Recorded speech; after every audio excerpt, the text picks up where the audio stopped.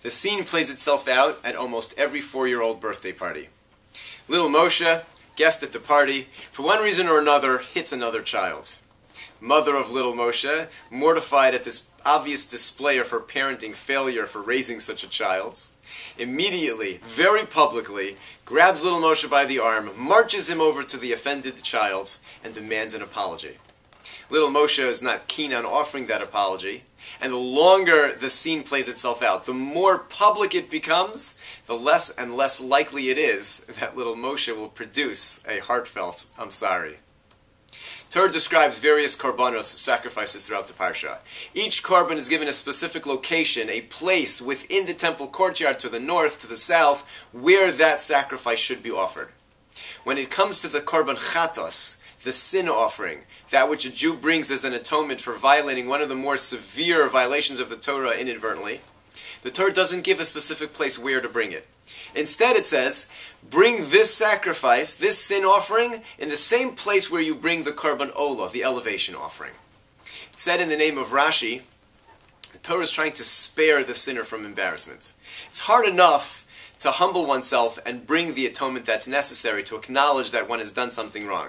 So the Torah says, I don't want to give a specific place where all the sinners go, so that everybody who sees them knows that they've done something wrong. Instead, just line up with everybody else. Bring your sacrifice together with the others, so that you can focus on what you need to be focused on, that which you did wrong, and fixing it. Our children, as they grow, graduate from 4-year-olds who hit other children at birthday parties, to older children who do other things wrong. And it's our role as parents, when we see things that they're doing, to correct and fix them. Sometimes when they do things wrong, we are obligated to correct it immediately. It has to be done right then and there on the spot. But many times it can wait. And when it can wait, it's critical not to point out and reprimand the child in front of their friends, publicly, in front of other adults. What might not seem like us to be such a big deal, to a child might be terribly embarrassing.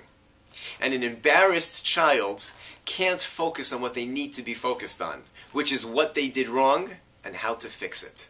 Instead, they become focused on the shame or the humiliation, or even worse, on the resentment towards the parent that embarrassed them. So give your child the opportunity to focus on that which they need. Pull them aside privately. Wait till it's nighttime in the comforts of your own home. Let them focus on what they did wrong and not be distracted by the shame or embarrassment. Have a great Shabbos.